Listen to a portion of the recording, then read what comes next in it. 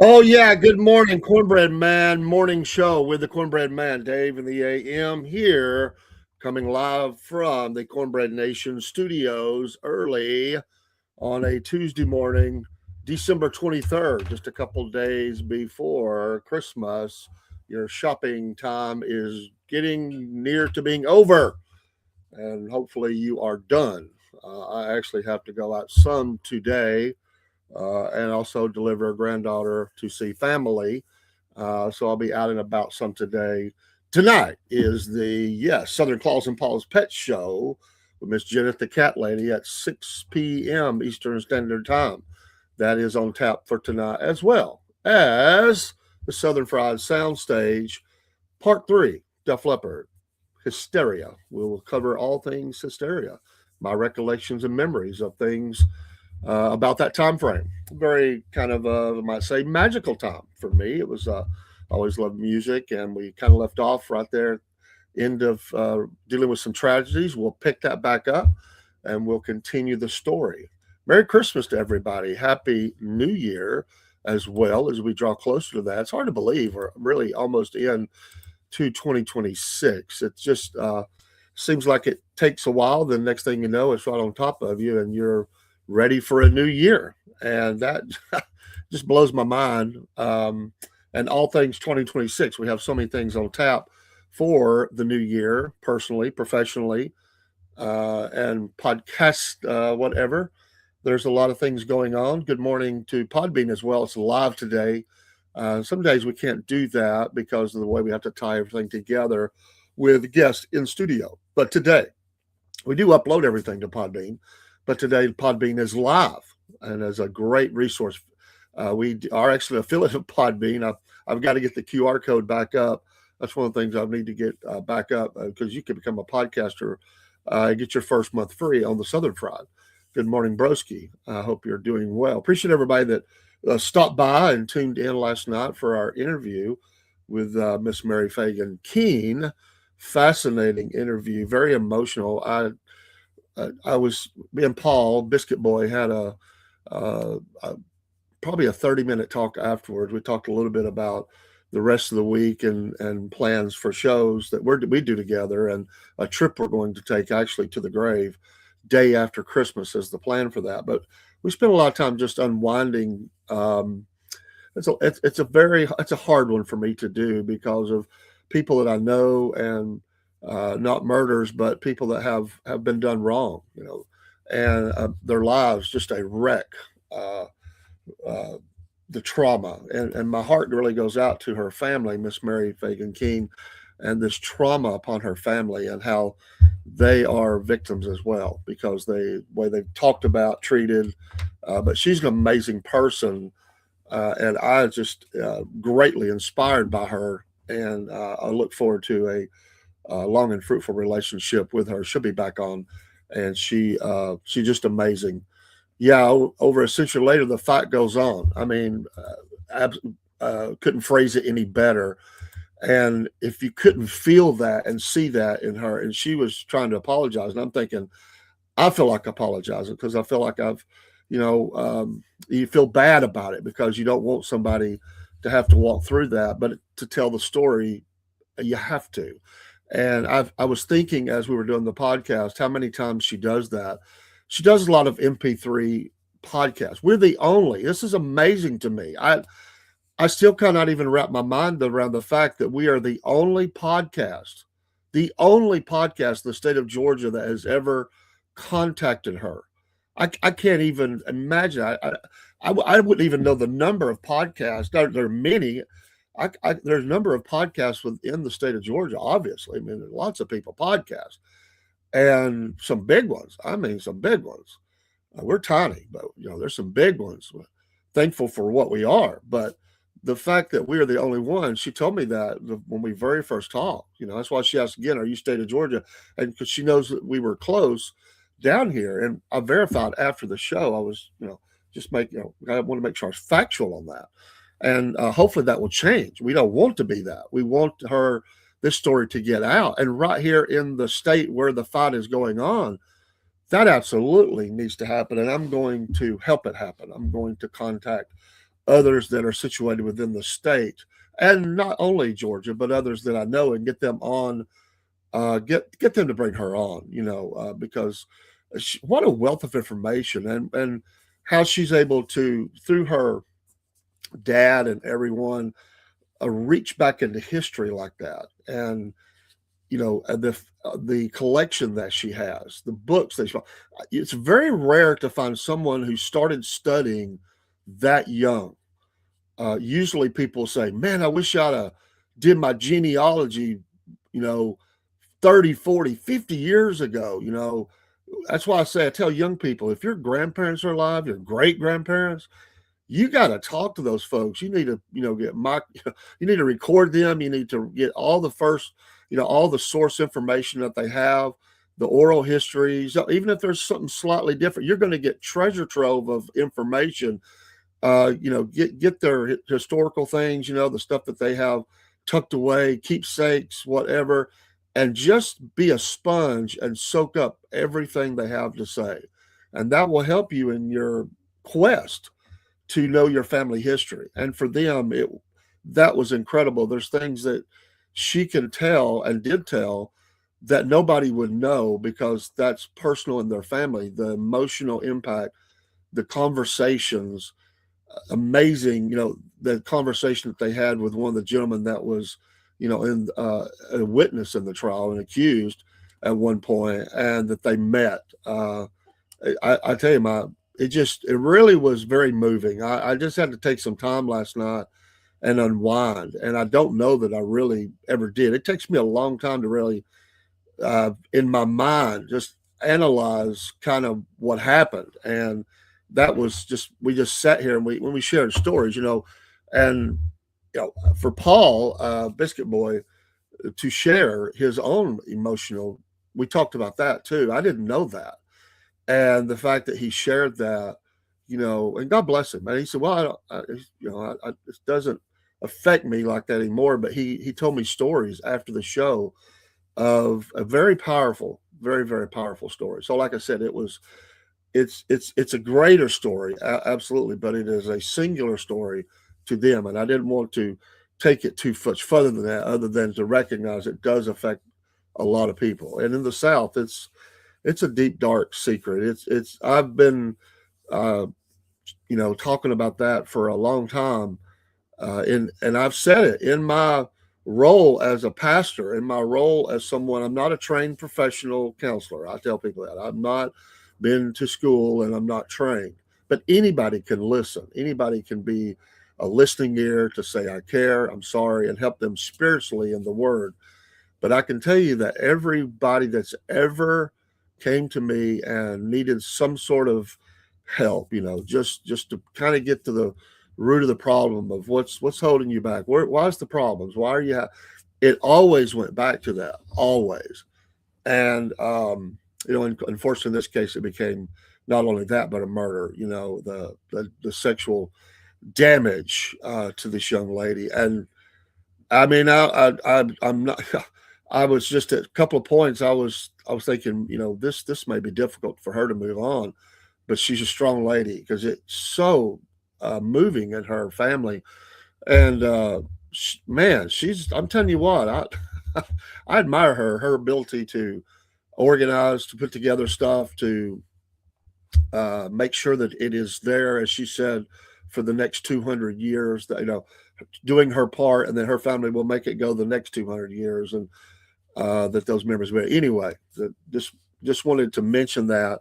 It was just an amazing moment last night as we shared that. So I will be re-airing that. The miracle is, to this point, we haven't been banished for a week on one or two other channels. There was definitely, we were dancing all over that, because, and that's unfortunate. And I didn't make it Rumble only. I wanted it to be as far reaching as it was. I didn't reattach the Instagram last night because it doesn't store it there anyway. But we didn't have a lot of people watching there. But we did have one. But when I said that last night, I'm not kidding you. Uh, I have not had that happen in over a year that it disconnected us from a live stream. That used to be regular. Like when you first start, it's almost like they make you pay your dues or something. Good morning there, Tanya Koopa. How you doing this morning? Merry Christmas. But it disconnected us from Instagram, and I'm looking up. I'm like, I can't believe this. But then I'm like, it's not a coincidence to me. I don't believe it on that one because that was right in the crux of the interview, right? I mean, right in the heart of what we were talking about. I mean, in the very center of that. And she was really laying it down, and bam, it popped up. And I went, oh, that's obvious what happened there. Miss Tanya, where are you coming from in the world? We hope you're having a great morning 2 days before Christmas, and I hope you're having a great day. We got the coffee going. Oh, that is so good. That was actually my first sip. Good morning to you. I'm doing well. Thank you for asking. It is a blessing to be alive. God is good, and he woke me up again this morning. My family is resting this morning. I am up early and looking forward to a good day. Thankful for the day I have. Thankful that I'm not laying in a hospital bed somewhere. Thankful that I have my Lord and Savior Jesus Christ. I'm thankful I have great friends in life and through the podcast, and a wonderful family. And, my wife's health has been a struggle lately. And, she's able to still say with a struggle, I love you, that is a blessing. As me and my son helped her into bed last night, and she said those wonderful words, I love you. And it doesn't sound that way because she has trouble with her speech, but we talk a language that we can understand. She does get most of it out, but some of it, you have to kind of know where she's going with that. And said, I love you too. How do you do? But she, having those in my life, my grandchildren, to be living in a great country, even with all the problems, it's a great country. We are so blessed. I'm a very patriotic person. I recognize the problems. I don't stick my head in the sand, but I am thankful for where I'm at, and life is precious. And the fact that I have an opportunity, because we're not there yet, to be able to celebrate another Christmas. And you think of all the Christmases past with your family, all when you were a kid, all the way up. And I think of all the people that are not here anymore. They've went on, and I miss them, and not able to have them in my Christmas celebration.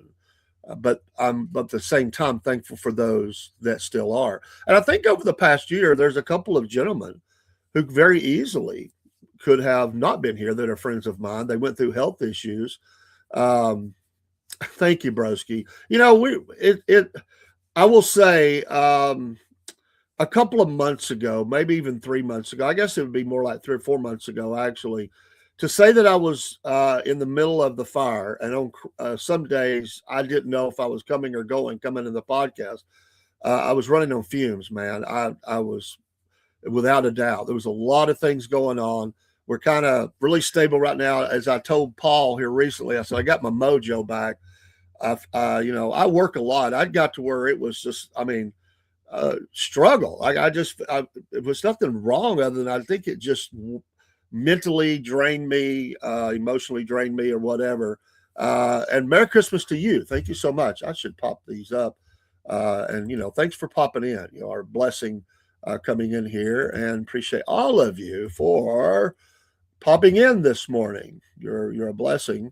But I just, I was telling Paul last night, I said, I am so thankful for you co-hosts, because really you kept me kind of centered, and, just the people that are friends online, because it's like, in one way the passion's always been there to go online and do a podcast, and another way it was very hard. It was very much a struggle. There are moments, days that I went to hit to start the stream, and I would be like, oh, can I do this?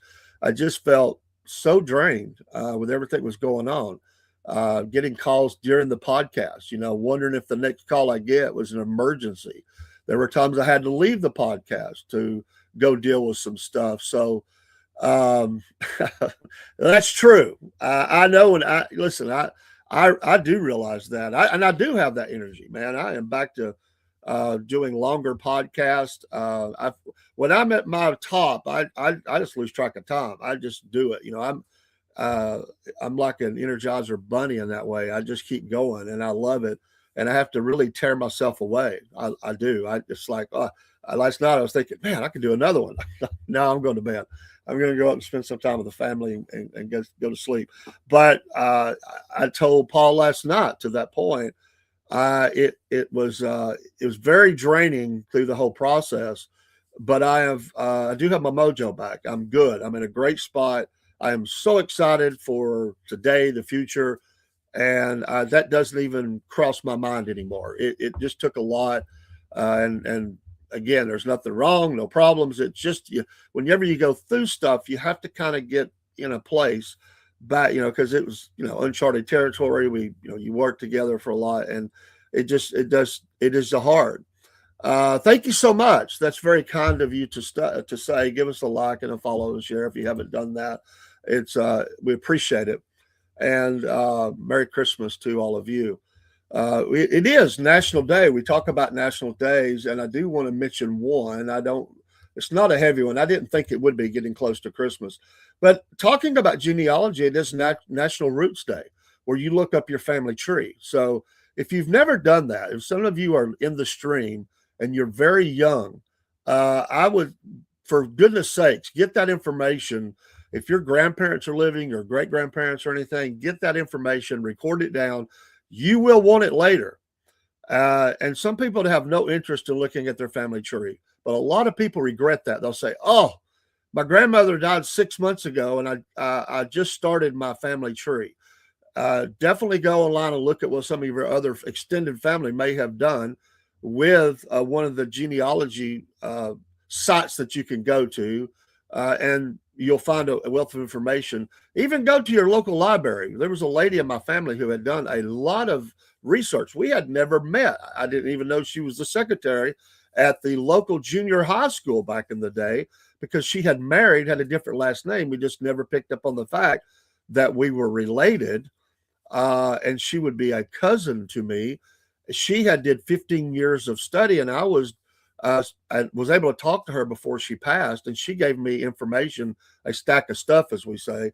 But I had went to one of the local libraries, and they had a file on my family, and a lot of that stuff crossed over into my direct lineage. And I talked to her and her sister, and she told me stories about my grandfather, great grandfather, and all that I never knew. The family was, very close, kind of spreading out over the years. But she said we don't keep up like we used to. She was in her 70s then, but she gave me a lot of information. But do that now, National Roots Day. Find out, what who, what, when, where.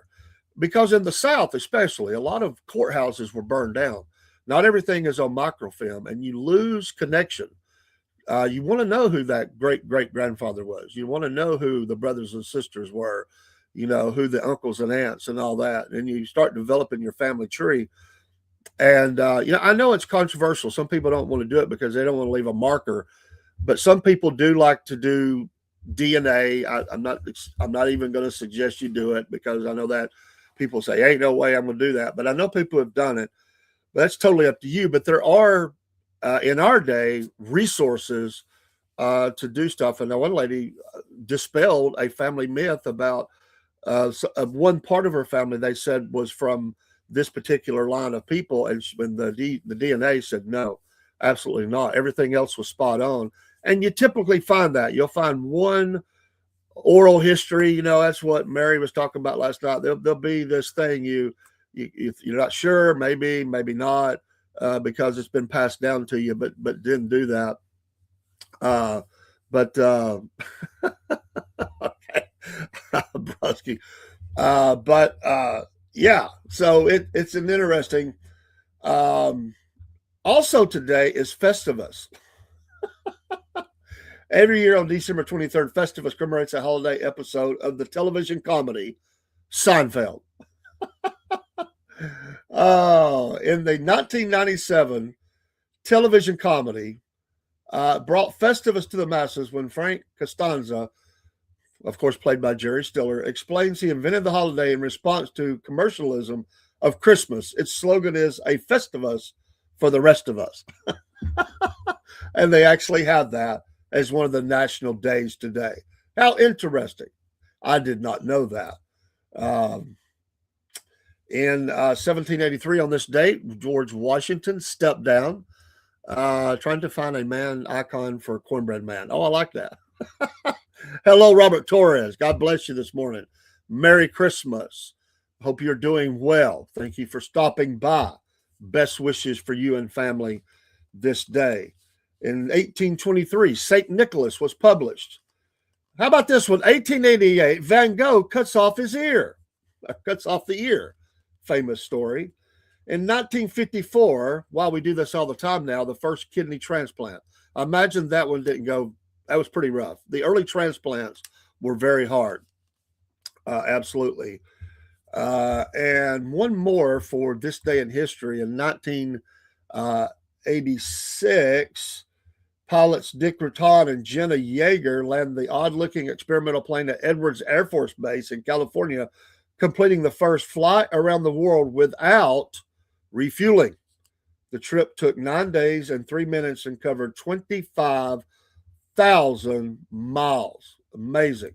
That happened on this date in 1986. 1986 was also the birth year of my oldest son in August of that year. So a lot of things in 86 for me anyway.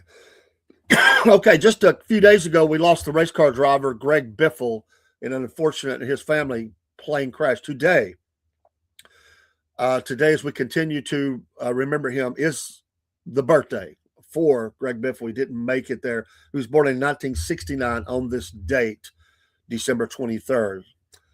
So obviously he died a few days ago due to the airplane crash. So let's remember his family today in our prayers. Eddie Vedder is 61 today, of course, of the rock band Pearl Jam. Alive, Jeremy, some of the songs. Are you a big Pearl Jam fan? Top music, and there are some Pearl Jam songs that I like. To say that I'm a big fan would not be true. It's not a slight. I just never did really listen to them that much, but I do know a handful of songs by them. Never saw them in concert, although I have watched some online concerts, portions of them for the band. But it is his birthday today. Movie actor Corey Haim, who passed away in 2010, also his birthday today. Interesting. These connections. There's only 365 of them, so you get a lot of them. Actress Susan Lucci, obviously soap opera queen. And I don't even watch soap operas, and I know who she is. She's 78 years old today. The founder, basically, of Mormonism, Joseph Smith, born on this date in 1805. Let's see. Anybody else? Oh, well, shout out to the Georgia Bulldogs today. Kirby Smart, who is 49 years old today, as they get ready for the next game in the college football playoff. We have that. The Hey Facts Porcupine podcast over on Podbean. Hope you're doing well. Merry Christmas to you. Yes, happy holidays. God bless you. Let's see if there's anybody else we want to recognize today. I just can't get into all the, even though I do podcasts, all the TikTok, stars or all that. I kind of skip over those. That's not to say I don't, nothing against them, but I don't recognize half of them. So, yes, New York City, sir. Harry Judd, drummer, 39 today. Naked Cowboys, 54. Crazy that I know who that is. Those are your birthdays today. Let me get your Bible verse today. Everybody needs a good start with the word. I probably should have started here. 1 John 1:7. But if we walk in the light as he is in the light, we have fellowship one with another, and the blood of Jesus Christ, his son, cleanses us from all sin. I want to give a shout out today in a small city.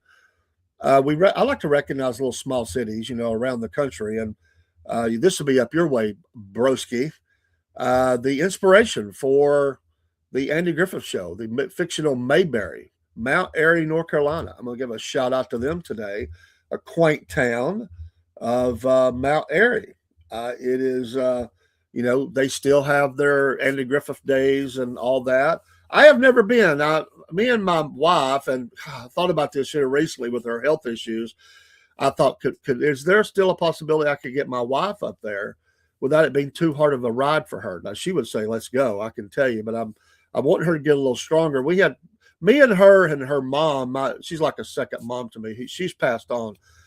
We had always planned to go up to Mount Airy. That's a trip we just never got to make. Things always got in the way, but I still would like to go. I've never been there. I've been close. I've been to some small cities, not probably within an hour away from Mount Airy, but I've never quite been in that area. So Broski, if you've ever been to Mount Airy, you can let us know. But Mount Airy, North Carolina, shout out to you this morning. They have a population of just under 11,000 there. So not the smallest of the small, but it's not a huge city at all.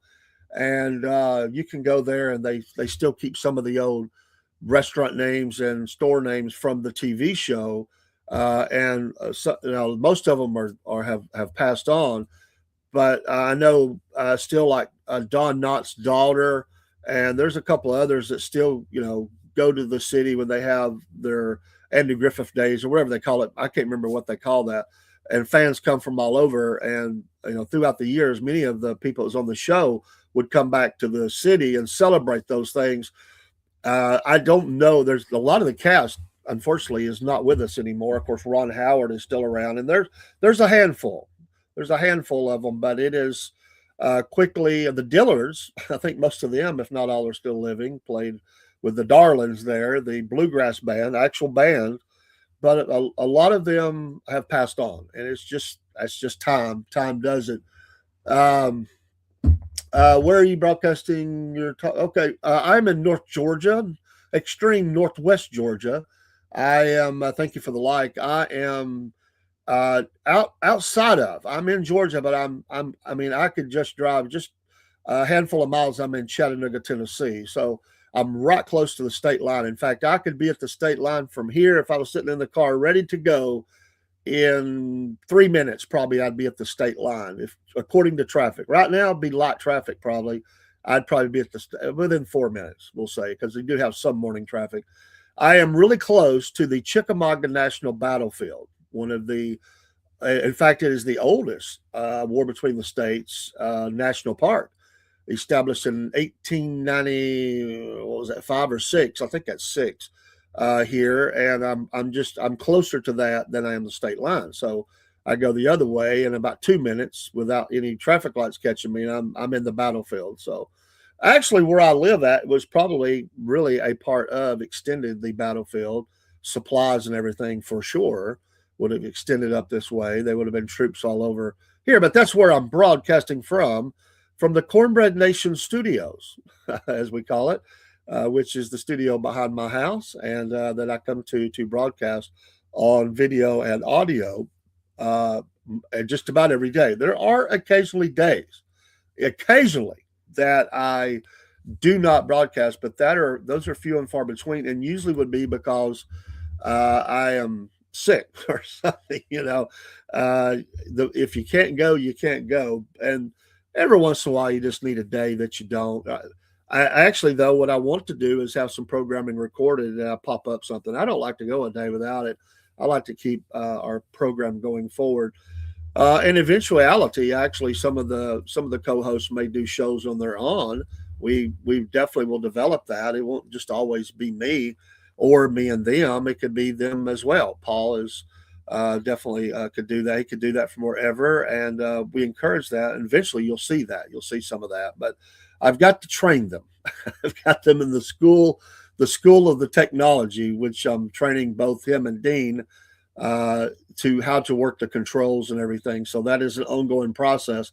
And if you've podcasted, of course, Facts Porcupine Podcast, you got to know what you're doing or things go haywire real quick. And even when you do, things still go haywire. You get all kinds of weird stuff that go on. I always say 30 seconds before a podcast starts and 30 to 30 seconds after is chaos. Someday you're like, okay, everything fired up. It's like the old days of of the tubes, the old hot, the tubes. You got to make sure everything heats up right. It feels like that sometimes. It's like, okay, the spinning thinking of I'm going online. It actually worked. This one worked. This one worked. This one worked.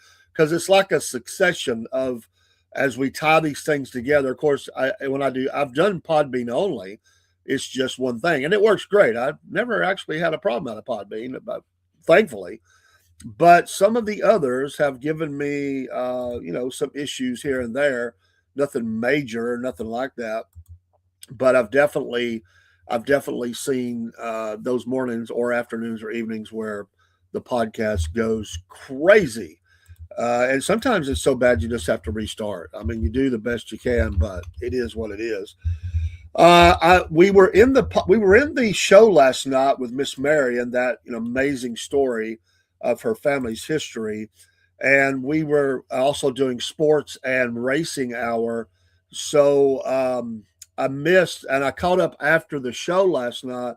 I missed the announcement by the president, Pete Hegseth, and the admiral or whoever he was from the Navy.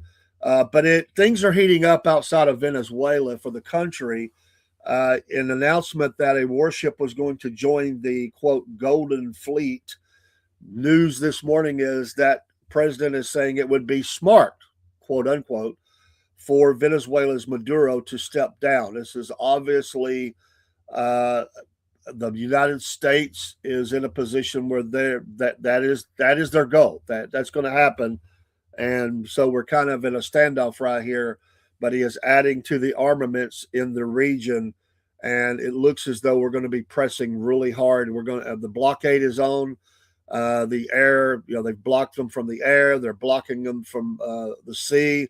They're not going to let oil in and out, or especially oil out, I guess you would say. But they're playing tough with Maduro to get him out of the way. Hello, good morning there, Rare Days 2767. Good morning to you. God bless you, and Merry Christmas to you and family, and also to anyone else that's listening and came in. But I guess you're cute, So if you want to do that, that's fine. But we can do that as well. So that's fine. Be ugly if you choose, and it make it very easy. I'm one of those guys that tries to be as soft as I can, and as long as someone wants to play nice, then I'll let their comments go. But when you get to a certain level, you just say goodbye and you go. So for them that didn't see that, I'm glad. So anyway, I always say this: they don't answer to me, but they do answer to God. But the question is how far do we go with this? And can pressure like this be enough to get Maduro to step down? I don't know. He seems to be that kind of guy that's willing to go down hard and, be that, martyr for his cause or whatever. And there'll be a lot of people who will, enjoy his stance against the United States. I always remember this. And of course, later on, it cost him whatever you thought about him. Saddam Hussein. And I remember reading this from the first Gulf War when, that's right. When we met them in the desert for the ceasefire, you remember that? Turn Venezuela into Gaza, broski. Whoa, boy, that would be. Then they'd have war crimes on the president. So but I don't know. I just wonder how much we're going to bomb. I think for sure we'll hit air defenses and military outposts and stuff like that. If this thing heats up, they'll start taking out naval people. That's what'll happen. We'll just have to see how far it goes. But I remember when Saddam Hussein, who did not go out in the desert for the surrender, to see, people said you should have went in, and we did later. He sent one of his commanders out to the desert to meet Schwarzkopf and all them in the tent in the desert. But he told the guy that went. He said this. He basically said, "I don't care what you agree to." I mean, he knew he was going to stay in control. He said, "I don't care what you agree to, but you will wear my guns on your side." He had 2 pearl-handled pistols. He looked, I guess, like Yosemite Sam. He had 2 pearl-handled pistols that these were Saddam Hussein's that he was going to put on. Everybody in the country knew whose pistols they were. And what he wanted was his defiance, to show his country and the world that he was still standing. He said he didn't go. He sent his pistols. Amazing story. And that was a message to the people that I'm still in control. You better watch out. Just because we have lost militarily here, we've lost a lot of, a lot of tanks. We've lost a lot of, whatever. But that first go around when they had them, they had them.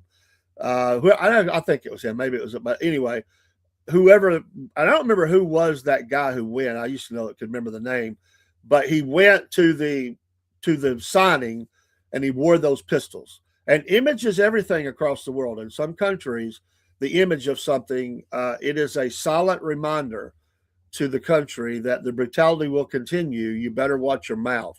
And I'm down right now, but I will be strong because I'm still in power. So I will rebuild. And that was Saddam Hussein's message to his country by that very act, wearing those pistols into that meeting. It told his country, the regime, the dictatorship, this crime family. He looked at himself like a mafia don. That was his favorite movie to watch. Saddam Hussein's was The Godfather, and he loved to smoke the cigars and sit and watch that movie. It gave him he just loved that. Him and his sons ruling with an iron fist, taking out their enemies, stealing the left and right. There were stories that they would back up trucks to the banks and just unload, baskets of cash, just fill it up. They stole from their own country as often as they could, as well as brutality to the people, killing of their people that oppose them, the obviously raping of women and everything else. They said in the country, the knock on the door, you always were afraid of that. Was that whenever you get somebody knock on your door, you were afraid that was that secret police basically that would come in, and people were dragged away and never seen again in the country. So they still have a lot of mess in Iraq for sure, but it's not. They don't have that. So for that, they were happy that he was gone. But there's still a lot of factions there. But I will never forget. And they were dumb for doing it. And I've said this before. His son-in-laws, married to Saddam Hussein's daughters, they had spoke against him, and they went in exile. And I think they were even in Canada or something at one time. I can't remember where they were at. So Saddam, Mr. Mafia Don himself, he puts out the call. He says, "Come home, open arms. Come home. You are my son-in-laws. You're married to my daughters. All is forgiven. Please come home." And these idiots, they were close to him. They had to know how brutal he was. They buy it. Like they got, okay, well, we can go home. Stupid. He met them when the plane landed. He was at the airport. He met them with some of the biggest, baddest dudes you ever saw, who met them as they come into the hangar, and they put them in the center of the circle, and these big brutes just beat the crap out of them. They beat them within an inch of their life. Or maybe they beat them till they were dead, but I think they were still living. But either way, then they sent in the dogs, literally. They had these dogs. I know this is not really popular to say early in the morning, especially if you had your breakfast. So if you don't want to hear this, don't, cover your ears or turn the volume down. I won't stay on it, but this is absolutely what happened. They had these German shepherds. They starved to about the moment of death, and they unleashed these things on these men's bodies. And it is said that Saddam Hussein sat and watched this whole scene, smoking his big stogie, a smile on his face. And when they got done, I'll keep it as clean as I can. When they got done, it is said there was nothing left that would show there was anybody had been there. Just think of that. That's the brutality that was Saddam Hussein and his boys. What a couple of losers. Qusay and Uday, I think it was. And we remember the end for them, right? They're in the little blown out building, and the Marines are there, and they're telling them to come out, and they're basically giving them the middle finger and saying, blank you and all that. And so the Marines just, bring in and do a little bazooka strike or something in there and annihilate them, kill them. But that was, and of course, Saddam Hussein found in the hole. I always thought that was appropriate, that he was dug out of a hole, And listen, this ain't even about whether we should have been there or not. I'm not even that. But the world is a better place without that guy. Exactly, broski. Kind of like feeding them to the pigs. That's exactly what it was. Just fed. Nothing left. No evidence. I mean, of course, there would have been DNA or something on the ground, but they said there was no evidence of blood or anything. It was just gone. That's a sickening thought on this Tuesday morning before Christmas, but it's absolutely what happened. This was a violent regime. I mean, that's what they are. I mean, they're not the only one. There's a bunch of them there around the world. There's a bunch of evil places because they're led by evil people, and people live in fear every day that they're going to be their family. And you don't speak out because to do so is death. And I feel for people like that to have to live in that. And my gosh, we're so blessed to be an American. Yeah, we got a bunch of crap going on, and sometimes our government has, taken people's voices. Absolutely, and that's why we got to stand up against that and fight and root out that kind of, evil wherever it's at. We cannot allow and that's why an armed populace and all that is a defense against a regime or rogue leaders that go off the chain and don't follow the Constitution and take away people's rights. And let me say this: I don't care who the party is. I'm definitely conservative, but I'm a constitutionalist. Pardon me. And when I sometimes I have conservatives get mad at me. Sorry, coffee time. I have conservatives get mad at me. I don't want injustices done against the Constitution in the name of anything. I don't want conservative leaders to violate the sanctity of that document because it just as easily goes both ways, and you can, you lose your rights that way. We have to stand on those freedoms that are guaranteed to us by God and our own Constitution, and make that stand, and that keeps the freedom for all. And I may be really ticked off about some things that people do, but if it is a freedom they have, the only way to change that is through, obviously, sharing the gospel, teaching people the right and the wrong, they're nuts or whatever's wrong with them. But I don't like to see those things violated because the yin and the yang of it flows both ways. And wrong is wrong and right is right. And, I may not like some things that's going on in the country, but they have a protected right.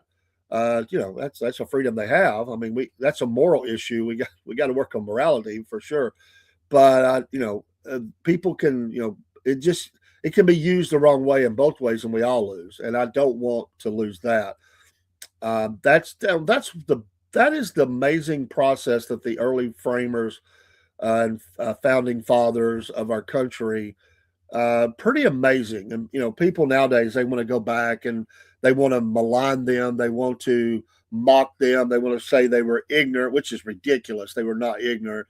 And I don't even really like the argument of people want to argue whether they were believers, Christians or not, and they say all of them were not, and you support them. And I don't believe man is sinful. I'm not saying and would ever suggest that they weren't sinful men.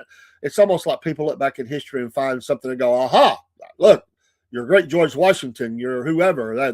Well, nobody ever said they were perfect individuals, for we know they were not. Nobody is. There was only one that walked this earth, and Jesus in the flesh, God and man, who was ever perfect. That's the point. That's we understand that. But they also did great things. But for every person that does great things, there's a side of them that is sinful. And there may be some people that it's harder to find wrong within them. But every man has his faults. Every man, I say man in a general sense, mankind, everybody has skeletons in the closet. Everybody has something they need to seek forgiveness for. We've all fallen short. We've all made mistakes. And certainly Thomas Jefferson or George Washington or Benjamin Franklin or whoever, regardless of whatever their spiritual condition was between them and God, they still were sinners. I mean, they made mistakes. They weren't perfect men, but coming together, they did something that was truly great and beyond themselves that lasts until this day. And I'm not looking to go back and look for the skeletons. I'm not. I already know they're there. I mean, these men Oh my gosh, you mean they cursed? Well, certainly they cursed. You know, did they, did they have, sex outside of marriage? Well, certainly they did. Did they? Some of them were slaveholders. Yes, they were. It was very common in the time, and we look at that now and we are abhorred at that. Well, sure we are. It was wrong. But God can still use men to do great things that still have, things that they shouldn't have done. When you look at military heroes, if that's the word, I don't like to use the word hero too much because it gets overused. But men who did things great militarily for this country, when you look at them, you're going to find ugly stuff too. I mean, for the greatness they were in battle, they've got a bad side. For all the ones that were statesmen who did great things in government, and they are people that have done amazing things and changing things for our country to do better, but they still had bad sides. There, if you look at every president that's ever been, you're going to find things you like, you're going to find things you don't like. Some where the scale is really askew. Some might say did a lot of bad versus very little good, but everybody has something that I could go, hey, I can get on board with that. That was a good decision. I'm glad they signed this into law, or whatever it was that they did, or even the first ladies, things that they did to help along the way, and causes that they were. I could appreciate things that they were a part of and say, I applaud that. But at the same time, there's some other things I don't like. But that's man. We don't look back and go, oh, you act like they're poo don't stink, I guess is the way a lot of people would say it.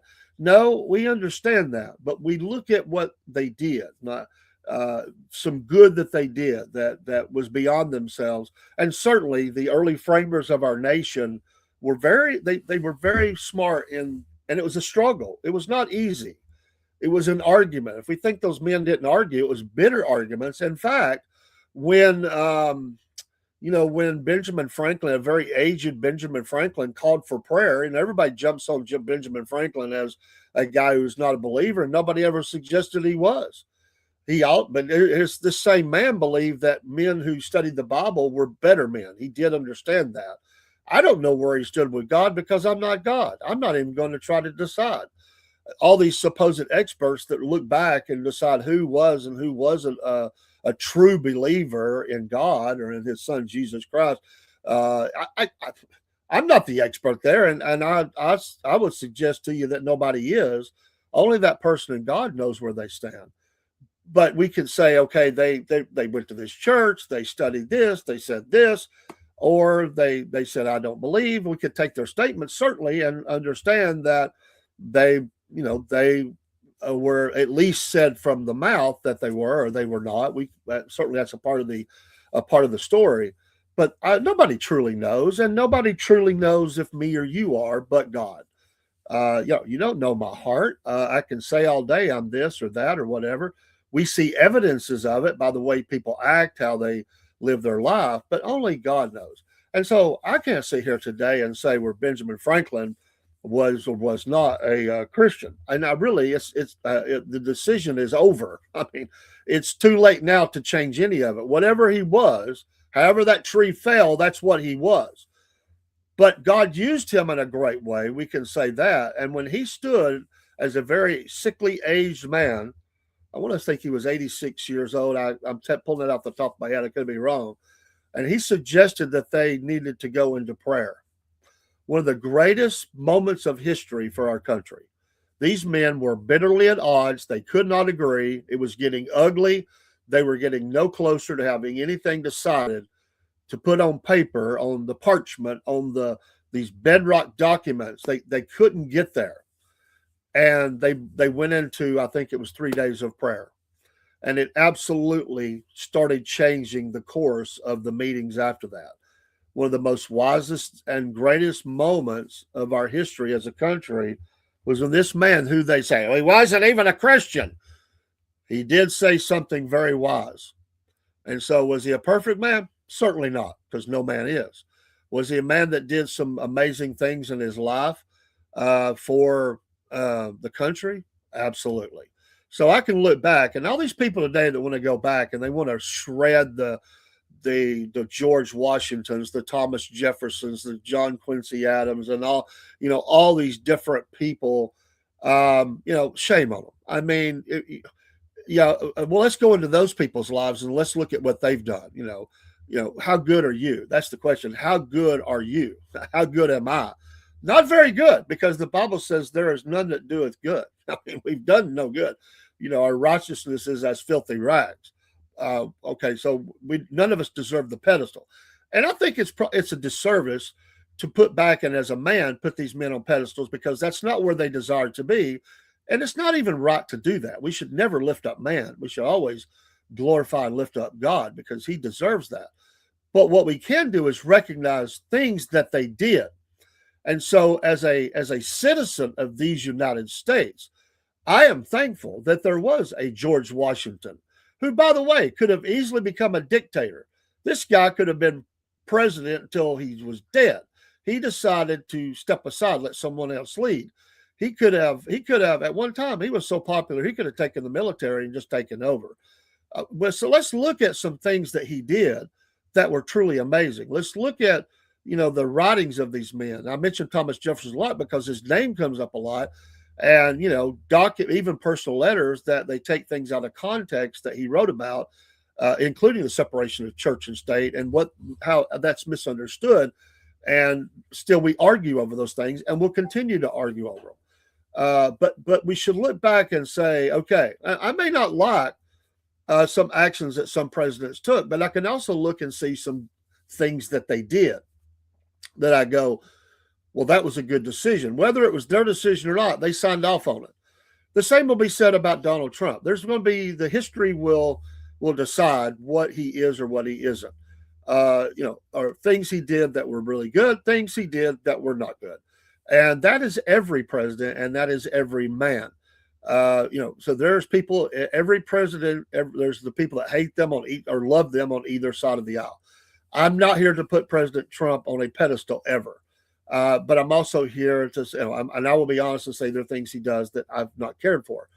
But he is my president, and I do pray for every president. And that's absolutely true. I prayed for President Biden, President Bush, President Obama, President Clinton, President Reagan, as long as I've been alive. And I believe that, that is biblical to pray for leaders, your leaders. I pray for the people that run my business. I want it to be a good, prosperous business. These men have major decisions to make. I've met just about all of them at one time or another. I can imagine the pressure they have to lead our company. The pressure upon commissioners, local commissioners, school boards, state senators, representatives, and on down the line to the U.S. Congress. It's very hard. Some do, I think, really good jobs. Some do really bad, and that's just the way it goes. We're not going to find a perfect politician. We're not going to find a perfect person outside of Jesus Christ.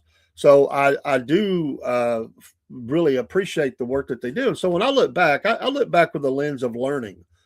It's like your family tree. We started out talking about that. Your family tree, yeah, you're going to find somebody that stole a horse. You're going to find somebody that spent some nights in the drunk tank. You're going to find somebody that got in trouble with the law. You're also going to find some people that did pretty amazing things.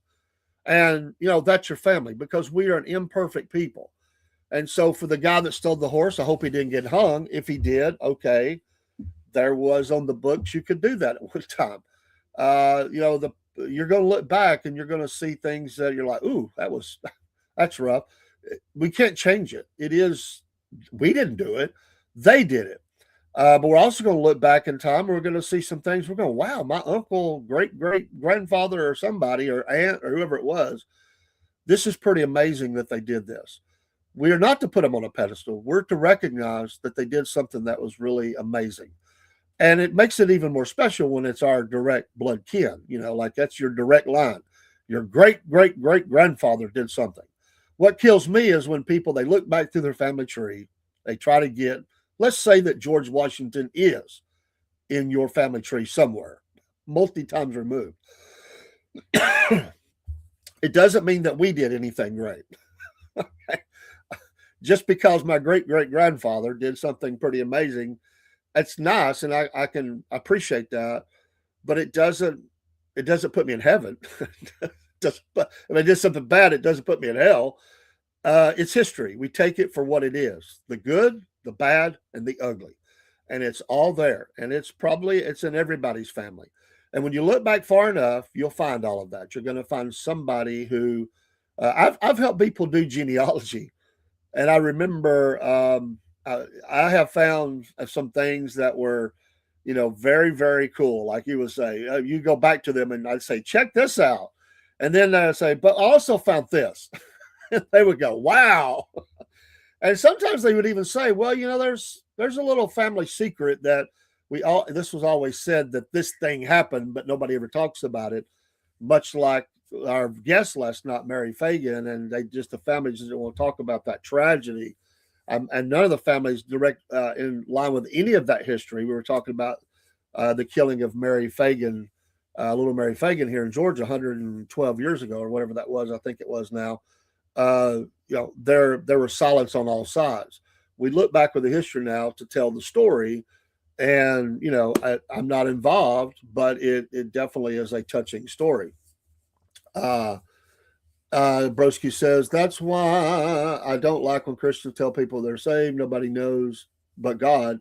So why do they say that it's just like a virtue signal? And it can be used in a wrong way. What I like to say is people have a testimony.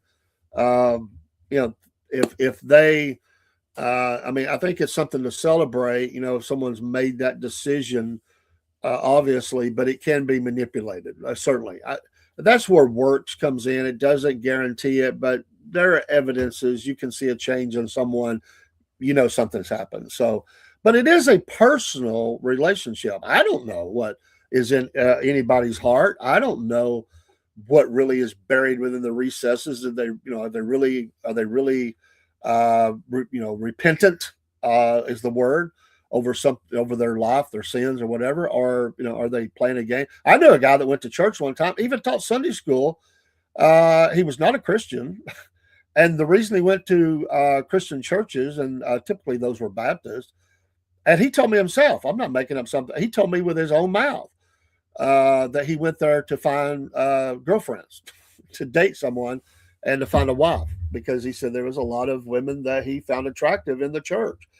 And he got so far in, he wanted to become the girls he dated, they were looking for a godly man, so he played the part.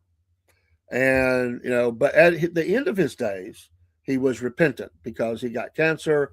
He recognized some things in his life.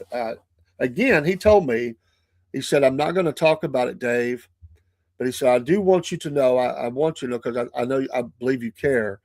He said, everything is okay between me and God, no matter what happens here. He believed he was going to beat the cancer, but he knew it was bad. And he told me in a private one-on-one final meeting, I never got to talk to him again in a coherent sense, because he was still coherent then. He said, I want you to know that. And he also apologized for some things that he had said and did towards me and my family. And it was very emotional. I'm glad we had that. Do I know that he really did that? I want to think that he did, but he said those words. He said, I'm not going to talk about it. It's personal between me and God. And I said, yes, sir. I mean, you don't have to tell me. I'm not a, there's no mediator needed. Jesus is a mediator. I'm not here that. It is not my business. So I don't try to get into a place that I am. So, but see here, that's part of what makes, as Broski says, makes bringing down so difficult. You can't do the mudslinging thing to him, and that actually makes him more popular. Well, sure, yeah, we do that for sure. Nothing is more annoying than a sloppy walking up to you and asking you if you're saved. I don't know if you are, and I don't know if I am. I'd like to think both are, but it's not my call. I always encourage people to make that decision, to introduce the evidences in scripture. I think there's a lot of people try to force someone into a decision. That's very bad. You can't do that. If someone truly wants to make a change in their life, we just give them the we give them the opportunity for understanding, to share the scriptures, and but it's between them and God. And I always tell listen, as a pastor or as someone who has met people on the altar, this is what I tell them. I just want to be here to help you if you need something for understanding. If you need a little help or guidance, and because maybe they're not really even sure. I said, but what you do here is between you and God. I'm not here. It's none of my business. I'm not. I'm not here to. You're not answering to me. You're not sharing anything with me. I just want to quickly ask you if there's anything I can do to help you. And if they say no, then I say, okay, I'm away. But some people absolutely want that, and they say yes, sir, and we have a discussion and then prayer. And I tell them, you're praying to God, you're not praying to me. And get your, but I'm here to help you if there's something that you don't understand. I feel like once somebody's gotten up, they probably have already made a decision headed that way if they're going to come and pray at an altar. But I have helped some people in the altar in many different circumstances, and they appreciate the help. And again, but I'm very clear on that of what the role is. The role is to be a help. You're not praying to me. You don't tell me anything unless there's something you just want help with, and you're asking me to help you pray about it. Then I absolutely, and a lot of times you'll get that. They'll say, yes, I'm here because my son is on drugs. And would you please, I don't want to mention it to the church. It's something very personal, but I'm struggling with it. And would you help me pray for my son who's on drugs? Well, as someone who has had a son on drugs, I certainly understand that, and I appreciate it, the opportunity to help someone pray. And I'm if somebody comes to me and says, this is between, I don't want you to tell anybody. I will go to the grave of those things. Those are sacred things. So I never use names. I just say situations. But certainly that's a great point. But yeah, pardon me, still battling some of these change of weather. By the way, it's nice and warm outside this morning versus what it's been. It feels so good out there in North Georgia. I don't know what the temperature is, but it feels great. And should be a pretty day. And I'm looking forward to, I'm not looking forward to getting out in the traffic, but I do got to go out and finish up some stuff. And I've got to carry the granddaughter up to see her family. She's going to stay a few days with mom and aunts. And she's got two younger brothers that she's going to go up and spend some time with. It's just one of those deals. She lives with us, and she's a blessing. She is 13 now, and we are very, very close. And when I celebrate Christmas, obviously I'm celebrating what it's about, the reason for the season, but it's also a joy to see that, and experience that through the eyes of a child. And I love that, And now that she's got the little dogs, we got the little dog celebrates as well, Don't forget tonight at 6 p.m. Eastern Standard Time, Southern Claws and Paws, our pet show with Miss Jeneth, the cat lady, and we always talk about pet tips and stuff. Tonight we have pictures we're sharing of some horses of a friend of mine who has several horses and loves and sent me several and the names of those horses. And so if you would like to share your pet, you can send us an email to Southern Claws Paws, all one word, at gmail.com. Southern Claws Paws, that's CLAWS and PAWS, Southern, obvious what that is, Southern Claws Paws at gmail.com. Just give us a little info, the picture and their name. It doesn't matter. You can be in the picture or not. It doesn't matter. We will air those and share those. And we enjoy doing that. Or video. It doesn't have to be just a picture. It could be a short video of, your dog or cat or bird or whatever doing something that you think is precious and cute and whatever. And we look forward to that. Our programming this week is going to stay pretty close to schedule. Me and Paul Biscuit Boy will be on Christmas night. We talked about it last night. He said their big celebrations are Christmas Eve and Christmas morning. And Christmas evening, he said, I basically have nothing, so I'm good. So Wolf Nation will definitely air. And the plan is at this point the Cornbread Nation show is going to return. after a 3 week or month or whatever it is now absence. It will return. Cornbread Nation live here on the Cornbread Nation studios. Love that show. We're going to revamp just a little bit, change it up just a little bit, but it's still the basic structure is all the same. We're going to change a couple things because there is a change in the people involved.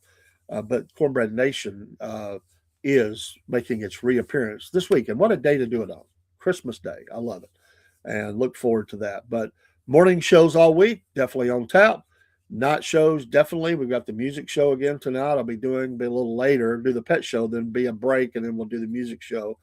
We got the history show coming up this week. We're covering the Battle of Chickamauga, and I want to cover, this time I'm going to swing to the Union side, and we're going to talk about George Thomas, the Rock of Chickamauga. We'll kind of do a biographical sketch of him and his career and talk about his role at the Battle of Chickamauga and a person that was under his command, just recently passed, former Vice President Dick Cheney. His ancestor fought at that battle, and he came to the battlefield at least twice that I know of, under heavy guard, to walk the steps. See, no matter who you are, you want to look back in your family and look at genealogy, and he wanted to come see where that was, and no jokes or anything. It was a straight up, and people that I met said that he was very gracious and appreciative of.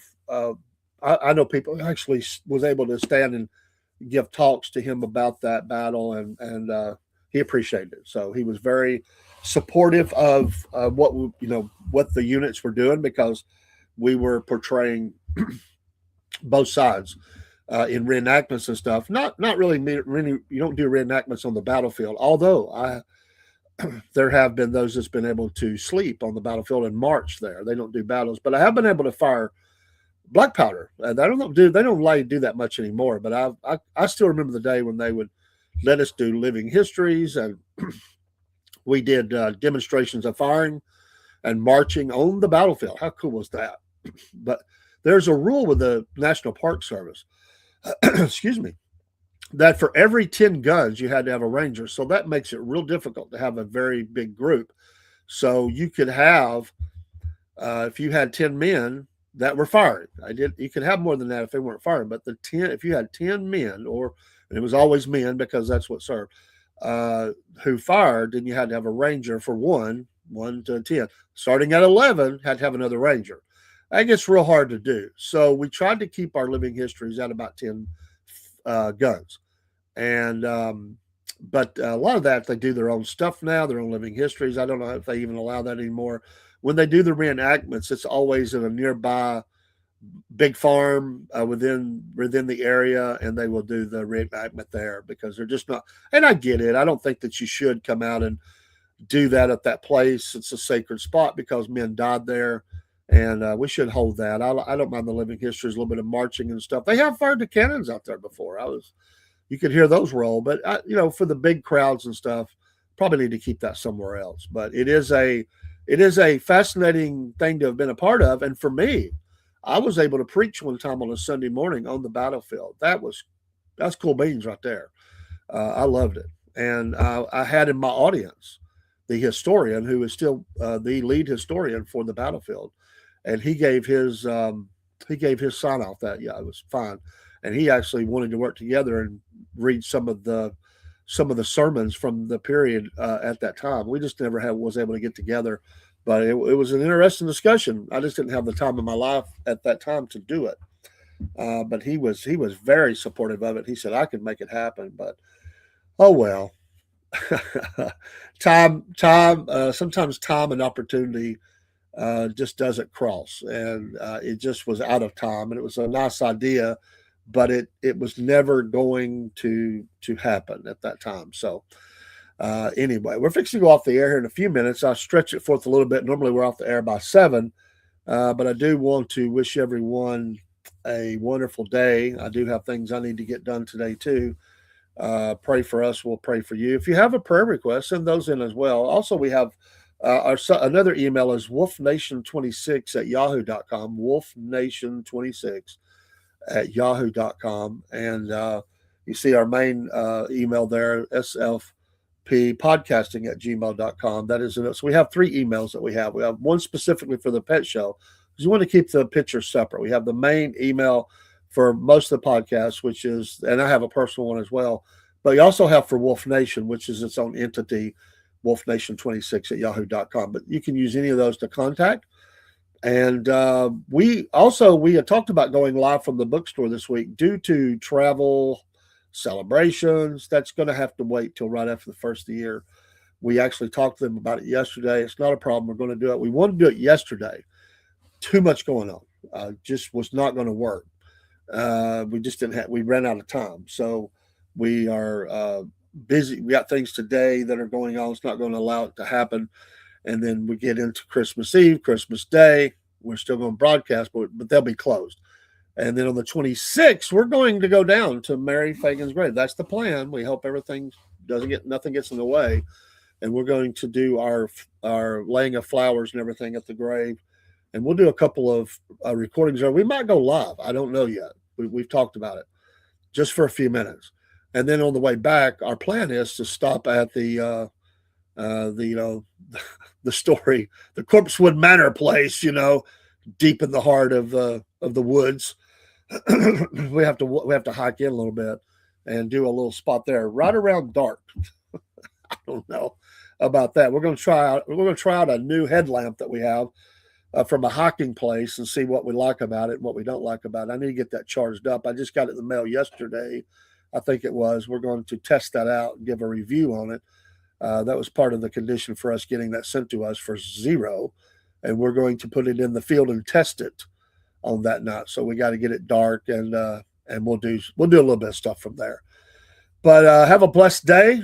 Get your shopping done early if you can. Be careful on the highway. Watch for the road rage. There's a lot of people getting road rage these days, and it'll be crazy. Try not to be that person that's impeding traffic. Oh, thank you for tuning in from on Podbean. Appreciate that, and from other places as well. We appreciate you being in the stream this morning over on Instagram, and we've got people here from certainly, I believe, Rumble, and we know Rumble because Broski's been there, and Facebook and YouTube have been in there. We know YouTube. We appreciate you folks coming in. Kick, Twitch, what I leave out, X, any of you are there from those locations. Thank you so much. I'm the Cornbread Man, and this is the Cornbread Nation Studios, and we will see you tonight, 6 p.m. Eastern Standard Time, and then a little later after that, the Southern Fried Soundstage, Def Leppard, band it's still out there, still kicking it, and it's hard to believe how old Hysteria will be. And I have a lot of memories from that time frame, a lot of personal memories. We'll talk about band history around all that. We'll give you a little bit of my history with that. That was the first time that I saw the band, and that was the first of 15 times that I saw the band. I saw them several times on the Hysteria tour because it was a 15-month tour. And we'll talk about that. We'll talk about what happened early on in the tour. Wasn't pretty. They were back, but it was struggle. And then what changed the course of the history for that band and that album. What really turned it around. Crazy, crazy stuff. And we'll go into the album. We'll talk about each track. And I will tell you about the first time that I put that. And it was the CD. It was the first album. I think that I bought the CD instead of the album first. I did later get the album. But up until that time, I think I was always album. I think that was the first one. Could be wrong, but I think so. And that album clocks in at over an hour. So they needed the CD to get all the music on there.